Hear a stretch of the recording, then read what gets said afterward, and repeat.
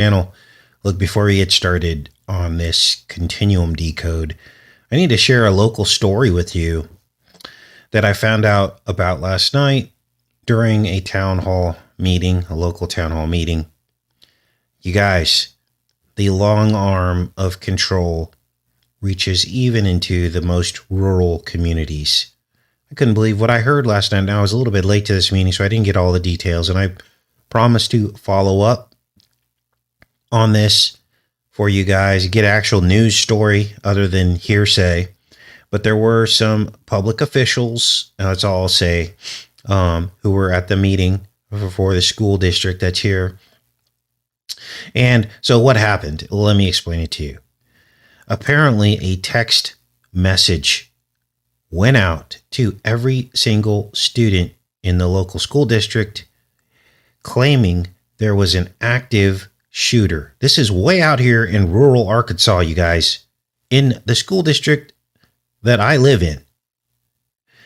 They claim there was an active shooter. I couldn't even believe it. I don't know. Maybe Cheryl heard something about this. I'm on Facebook, but I don't keep up with all the details and stories, you know, just because I'm busy 24/7 with all this stuff that I do here. Right.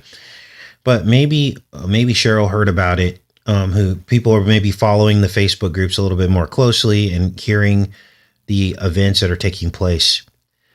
Text message went out after school hours saying there was an active shooter at the school. So the students were freaked out. They were like, do we come back to school tomorrow?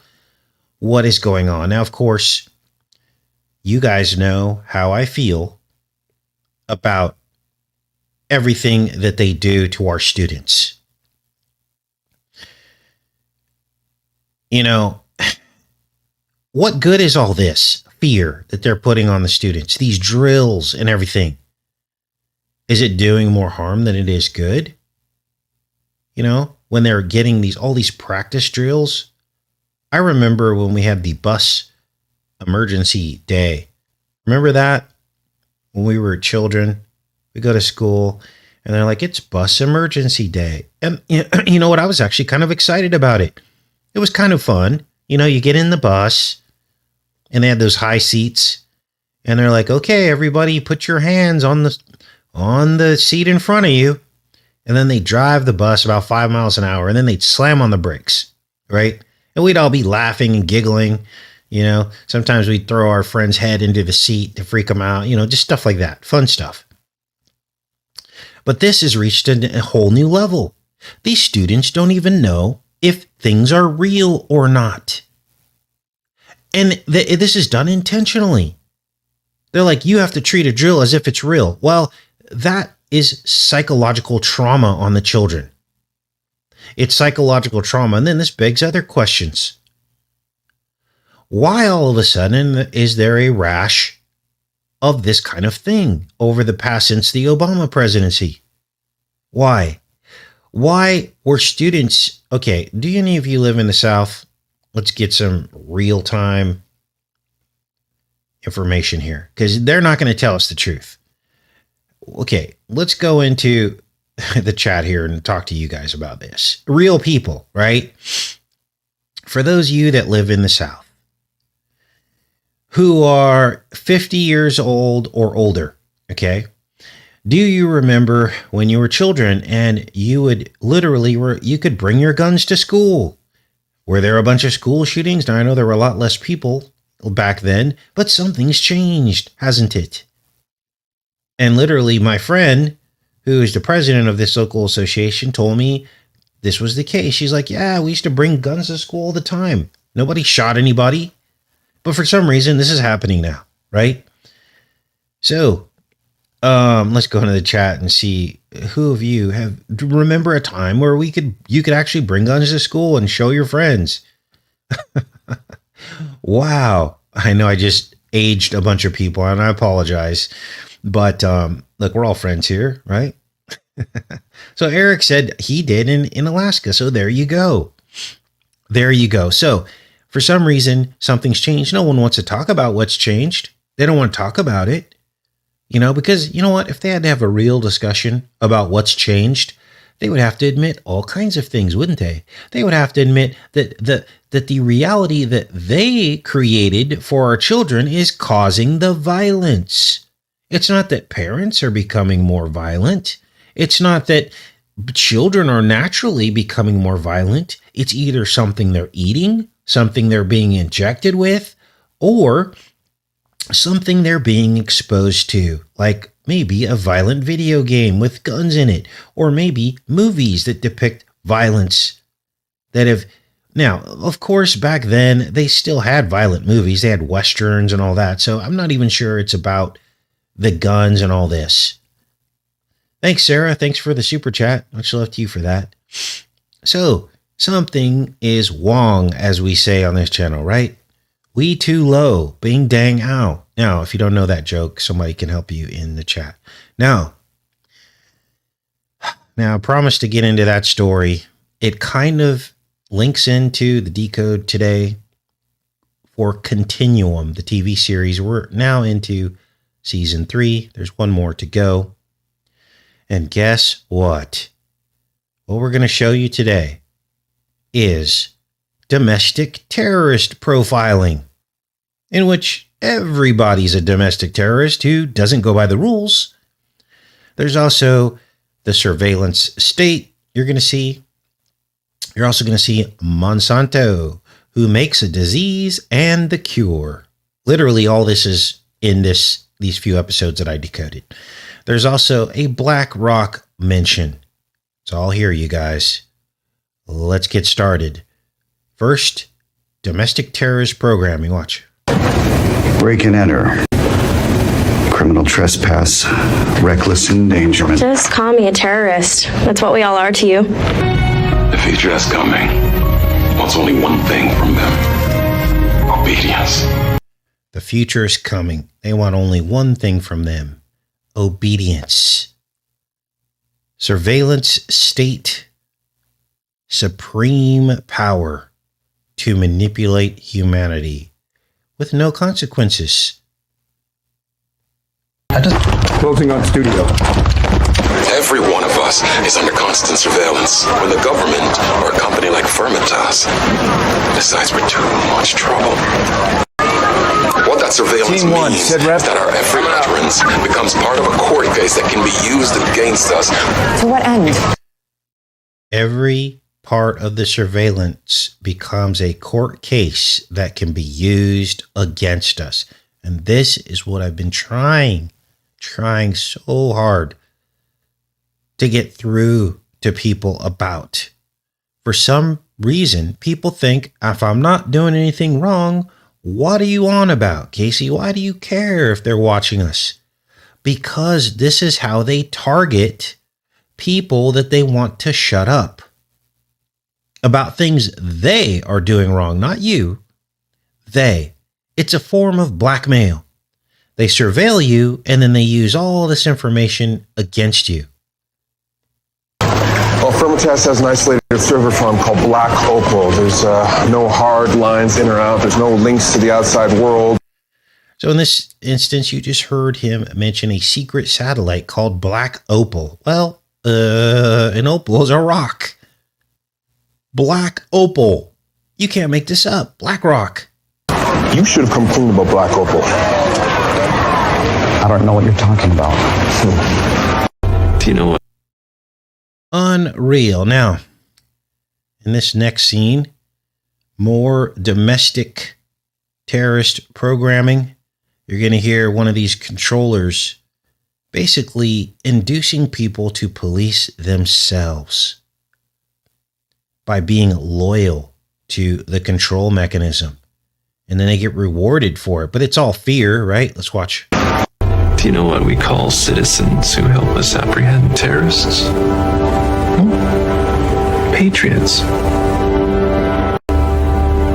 Loyal after all. I swear. So obviously they're flipping the script, as I always say. They're calling terrorists patriots and patriots terrorists. You see the problem here?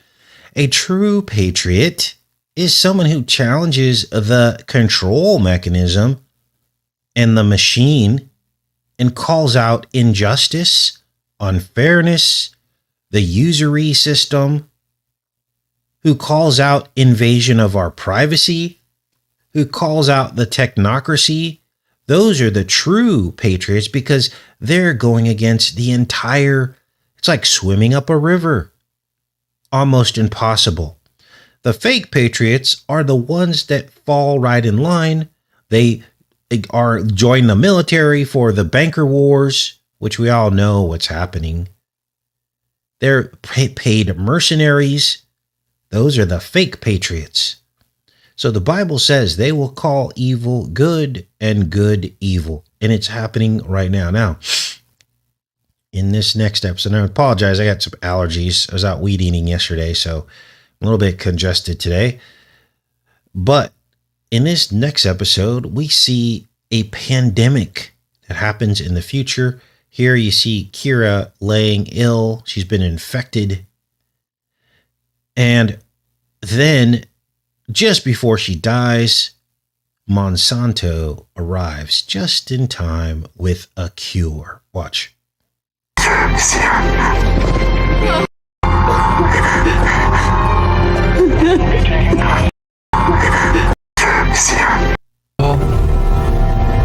swear, the cure is here.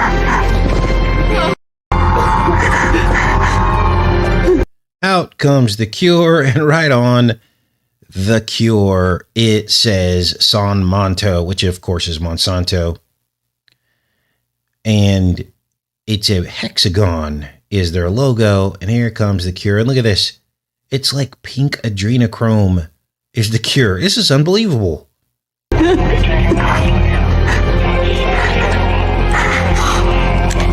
My time, Monsanto grows food, develops medicines, vaccines, even saved my life once.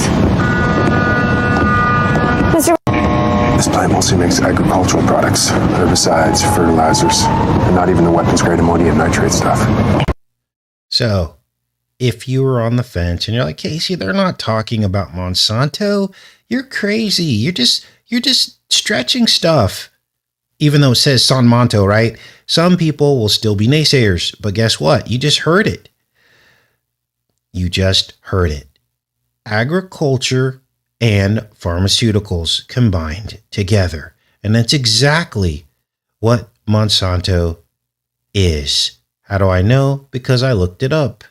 Believe it or not, Monsanto was purchased by Bayer Healthcare for $66 billion. Now, that would be another double number. $66 billion. They went from agriculture to medicine. Now, I'm a full disclosure channel in terms of my personal life because I believe the best way to call out anyone who doubts the information that a person is presenting is to be completely transparent. And so, over the years, I've told you guys about my career, my former career. I've told you guys about, I have my Facebook. You see pictures of my family. I don't hide. Okay. And even with that, people still want to call me a shill or run my name through a gematria calculator, even though I'm a whistleblower and I'm literally exposing these people almost every single show. There are jealous people out there. But anyway, make a long story short, I admitted to you guys that I worked for Bayer Healthcare as part of my career as a pharmaceutical sales rep. And so, to the best of my ability, I have disclosed my personal experience while working for that company. And it's interesting, isn't it? Because it's all fitting in to what's happening right now. It has become part of our decodes in exposing this stuff. Now, back then, I was fast asleep. I had no idea that my personal experience would actually fit in to this. But I think this is how God works. And it's not just me he does this with. He can do this with every single person who works for the kingdom and believes in him. Your personal life experience will fit into waking up. Wow. Now, what is this about? Well, obviously, Bayer had some interest in crops, genetically modified seeds, all these things. And so they obviously bought Monsanto for a reason, didn't they? They bought them for a reason. And this TV series from 10 years ago is explaining it to those who are awake. Now, let me give you the backdrop of this scene here, and I'll play it back because I know that went by kind of quick because I want you to hear this. This is nuts. So the terrorists, right, which in this series are the people that are going after the corporations who have gained complete control and the technocracy over the people. They're actually the good guys.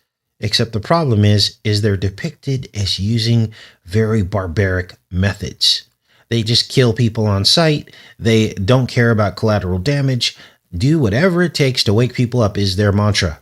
Now, I don't agree with that mantra, right? Because you become part of the problem when you do those tactics. But this is how they're depicting awake people who are awake to this stuff. They're depicting you as a terrorist, even though we're not. And even if you aren't violent, they will say that your thoughts and ideas induce people to violence. Just trust us. We'll take care of it. And the whole time they're plotting against the people and in bed with corporations and making a bunch of money on top of it.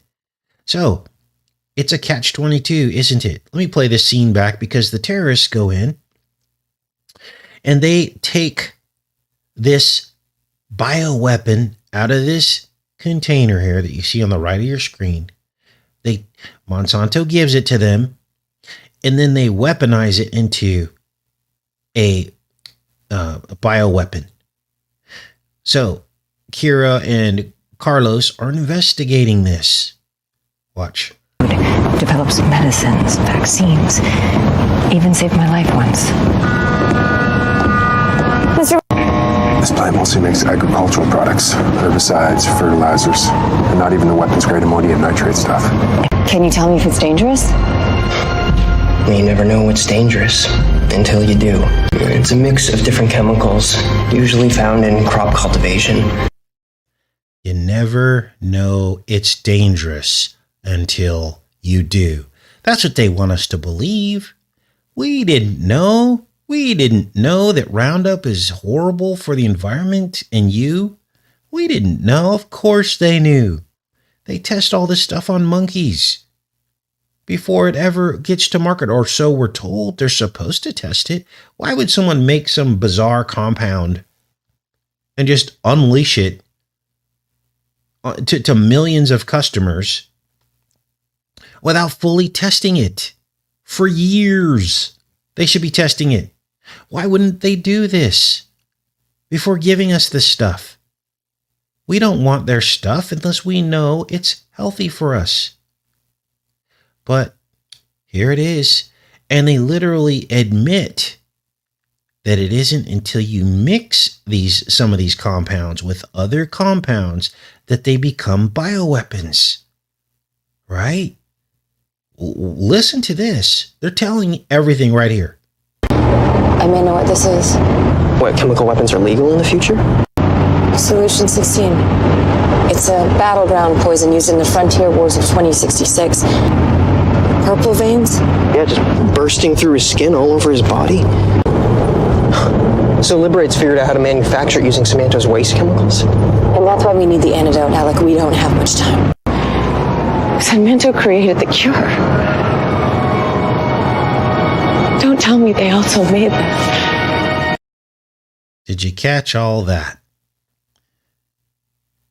Did you catch it? A chemical weapon that wasn't supposed to be used until the year 2066. Remember the 66 billion? It's all right here for those who are awake. Let's find it on the page. In September 2016, remember, she called it Weapon 16, which is pretty much COVID-19. German chemical company Bayer announced its intent to acquire Monsanto for $66 billion. And then she says, 66? Let's play that back. Unreal. Let's play this whole sequence back. This is too important.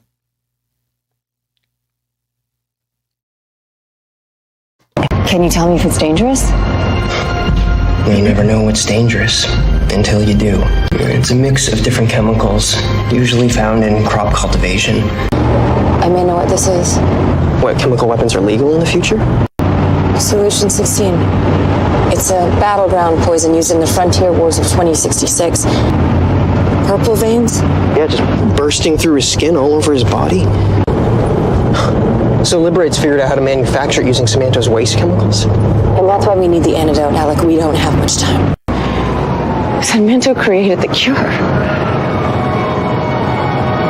Don't tell me they also made this. Now, I didn't include the clip, but they actually say that this bioweapon is only activated when water and something else. Cleaning solution. Cleaning solution, water, and air are added to it. And that's what weaponizes it. So sometimes the actual chemical that they give to us might not be poison, but they know for a fact that it's going to be mixed with whatever's in the environment, and it does become weaponized. And this becomes plausible deniability, doesn't it? It's plausible deniability because they can just continue to deny that, oh, we didn't make any poison. We didn't know that it was going to become poison once it did this or touched that. And this is the problem. Now, wow, it's a lot, right? 10 years ago, this episode came out, you guys. 10 years ago. They're talking about disease and cure, as you just heard. How many times have we seen this disease cure theme come up in these movies and TV series? How many times? It's happened about 10 times in stuff we've covered so far, right? And I told you that the disease and cure is really about what? It's Apollo, the ancient god that offered. He basically diseased people and then he gave them the cure. And we all know whose 66th floor penthouse is decked out in Apollo. We all know. Do you see how the numbers mean everything to these people? Do you see how the symbolism is connected by the numbers? Now, tomorrow we will be looking at that famed date, September 11th. And everything that I could scratch together of all of the esoteric and spiritual symbolism. We're not going to debate what happened, who did what, how it happened. We're not going to debate any of that. We're going to talk about specifically building specifications. We're going to talk about spiritual symbolism and how all of this fits into the Bible. That will be tomorrow's show, but let's finish this up here today first. Wow. Now, next, you're going to hear them mention Bitcoin a decade ago. Now, I don't remember the whole Bitcoin timeline and cryptocurrency. I know it was probably in its infancy about 2014. I don't remember crypto in 2014. But apparently it was a thing because they mention it right here. Watch. During the war, when Monsanto finally released a remedy for 16, like all military personnel, you got the shot, right? Yeah. We're going to beat them to the antidote by 50 years. No per sleeve. So that was obviously, I'm sorry, I forgot to show that clip. That was obviously vaccine programming, right? Now, here we go with the Bitcoin mention. You know, Bitcurrency's still around. You can buy anything you want on the black market. You know, you can spare me the good citizen. So that was obviously programming the false sense of security. Oh, you could just use cryptocurrency and buy anything you want on the black market. They rounded up a lot of people because that was a huge honey trap, wasn't it? People that, oh, we don't have to pay taxes on this. We can buy whatever we want. And then, boom, they bought like a gun clip or something, or a gun magazine that was illegal on the black market. And the feds were all over those transactions from the beginning. Now, you're not going to hear those stories because they like to keep all that secret. But they secretly go and round up everybody. They tell you everything's great and free, and it's all just sting operations. That's what cryptocurrency was from the start. Now, this brings us to mask programming from 10 years ago. Whoa, watch this. You can buy anything you want on the black market. You know, you can spare me the good citizen speech. You know what I think? I think you're wearing the mask so that I can't identify you later. What the heck did she just say? I think you're wearing the mask so I can't identify you later. Remember I told you guys that this whole mask thing had something to do with facial recognition, and that maybe they were testing it during COVID. This is why they were so adamant that we wear a mask, because it was like maybe a baseline. You know, I do know a little bit about science, and they need to establish a baseline, don't they? A baseline to be able to run experiments on things like facial recognition. So what better way to establish a baseline than to make everybody wear a mask? And then from there, they have a point that they can go forward from. So this was 2014, talking about concepts and theories that we had for a very long time. Now, for those that are interested, I'll have a video up on the backup channels of these pesky deer. So if you didn't know, over the weekend, it was what was called a velvet buck season. It was a short season, 3 days. It's over now, where if you see a buck with velvet on it, you can take that buck. Only bucks for 3 days. Now, this is a rare season. It's not happened in decades, but for some reason, the deer knew about this. I guess they sent out a memo to the deer, and this makes me wonder about chips and signals and frequencies that our controllers play little games with us. They probably sent out a frequency warning the deer, hey, it's season, get out of the way. We don't want anybody getting free meat. So literally the day after the buck hunt, I had 5 massive 200-pound velvet bucks within 50 yards of my back window eating all the corn. The day after, then I sat probably about 6 hours in the blind over the weekend trying to see anything. Did not find one deer, let alone a buck, for all the time I spent in the blinds. And the day after, all these bucks show up. I got pictures of it. And so I'll show you that on the backup channel. And also I'll show you the coyote encounter. I'll show you pictures of that on the backup channel. I'll put together a video of the Honey Milk Ranch. I mean, what do you guys think? Are they sending out some kind of signal that tells the buck to stay away, or to go to herd them into certain areas where nobody can take them? I mean, this has to be what's happening. You guys, I didn't see one deer over the whole weekend. All of a sudden, magically, soon as the season ended, literally hours after the season ended, because the season ended last night, they all show up. It's like they're having a party. Ha ha, we got the memo. You can't get us. Da, da, da, da, da. I'm like, am I losing it? And so anyway, I thought you guys would get a laugh out of that. Okay, I'm into the chat now. Can't wait for tomorrow's show. Everything you need to know about the spiritual meaning of 9/11. You're not even going to believe some of the stuff. There's a lot of it's review stuff, but some of it's brand new. There was a sculptor inside the tower who sculpted the image of a man with planes flying into him. Dozens of planes flying into a man. He literally died in the towers that day. It's as if he knew. It's as if he knew. We're going to talk about that and all kinds of crazy stuff about the symbolism around the towers. We're going to look at the facade of the towers. We're going to look and count the floors. We're going to count the objects on the face of the towers. We're going to talk about the bottomless pit. We're going to talk about it all. Now, fortunately, there should always be theories about these things that happen. Absolutely. The problem is when one theory tries to discredit another. Okay, you'll notice that I never had like, hotly contested debates about people about what I think exactly happened on that day, right?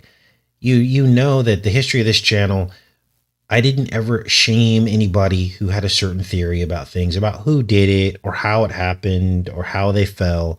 We talked about these things, but I never did that. Well, unfortunately, some of these people, some of these channels really hate the esoteric side of this and the spiritual side of this. They don't want to talk about that. And they think that we, in our discussions, are discrediting their scientific analysis. And that makes me sad because some of these channels I really like. And I like the work that they do. And it's just as important to me that there's a scientific explanation for what they believe happened. Okay? And who did it. So we should all be working together, shouldn't we?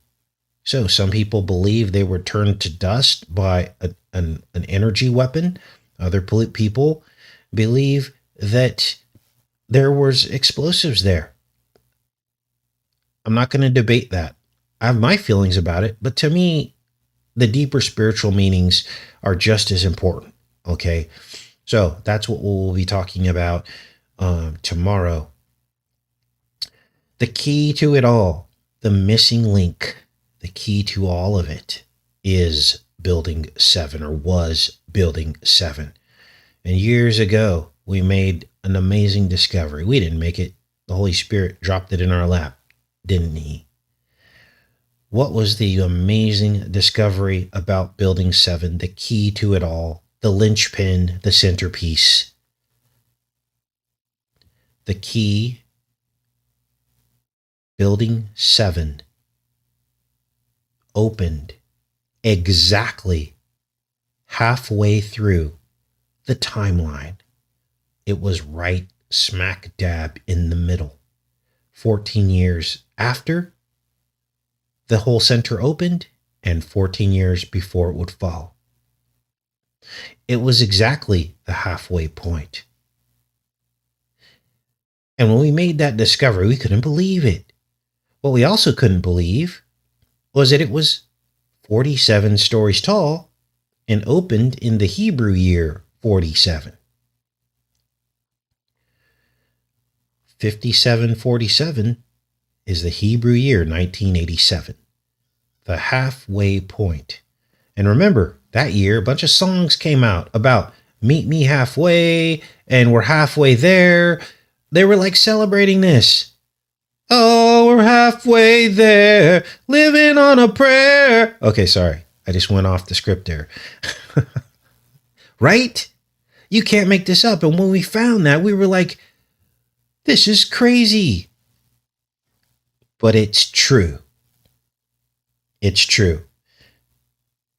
Christy says, Mark C says he's blocked from your channel. Yeah, I unblocked him yesterday. Yeah, he was going around stabbing the back again. You know, this is what people do. They go onto other channels. And they say how poorly they're mistreated on this channel. What you don't know about Mark C, even though I unblocked him, because I always give people a second chance, is that he was misbehaving and being very cruel and mean. It's not that he disagreed with the Book of Enoch. It's how he did it. I offer everybody respect. If you start disrespecting me, even though you disagree, you will be blocked. So Mark C has been unblocked, so he's welcome to join the channel at any time, even though he went on other channels and stabbed me in the back. That's fine. But you're unblocked, Mark, so come on back and join us. So what else is going on? He was a bad boy. Like I said yesterday, you can tell me you worship the devil and you can stay in this chat. But what I won't put up with is people that have been coming to the channel for a long time who just think that they can be mean and cruel to me and all of us. I don't care if you disagree with the Book of Enoch. You can stay. But don't start drama and trouble and make fun or call me a shill or whatever, okay, that's where you get blocked, okay? I don't remember the specific situation that Mark and I were involved in, but I wouldn't just block him for disagreeing with the Book of Enoch. I don't do that to people, all right? Now, what else is going on?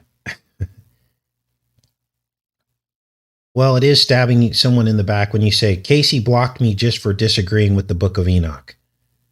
That's not true. It's a lie. Okay. So that's stabbing me in the back. That's making other people think that we just block people for no reason, just because they disagree with us. That's called backstabbing. So that's not why he was blocked.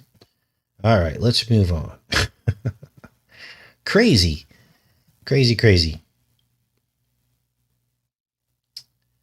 Yep.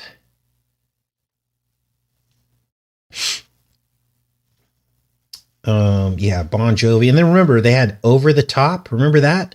With Sylvester Stallone. All these people are in on this. That came out in 87, and the song was Meet Me Halfway by Kenny Loggins. It's the halfway, right? And they're arm wrestling, remember?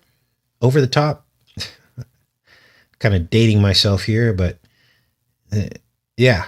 So Building 7 was the secret. Because how would they know to open that building 14 years after the center opened at exactly halfway? How would they know to do that? Because they all knew. And to me, that was the most damaging evidence. So, all right.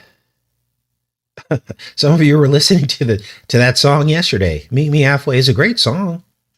I loved that movie Over the Top when I was young. But then you realize that all these people are in on this stuff. And remember Bon Jovi got caught lip syncing. What was it? Was it a Super Bowl show? And oh, that's right. Okay, so Jason says living on a prayer. So remember we covered Bon Jovi and they showed that the actual mic wasn't even plugged in. The mic connection was literally laying on the ground and not even plugged in. And they were singing whatever song they were singing during like a Super Bowl halftime show or something. You guys remember that? So all these people are posers and players. You guys, people aren't even doing real concerts anymore. They're putting on masks now.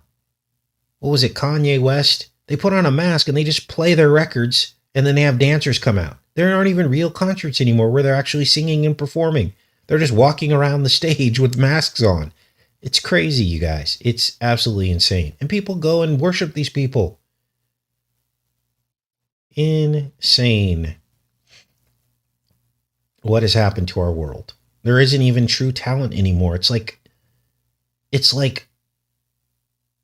a mirage, a facade.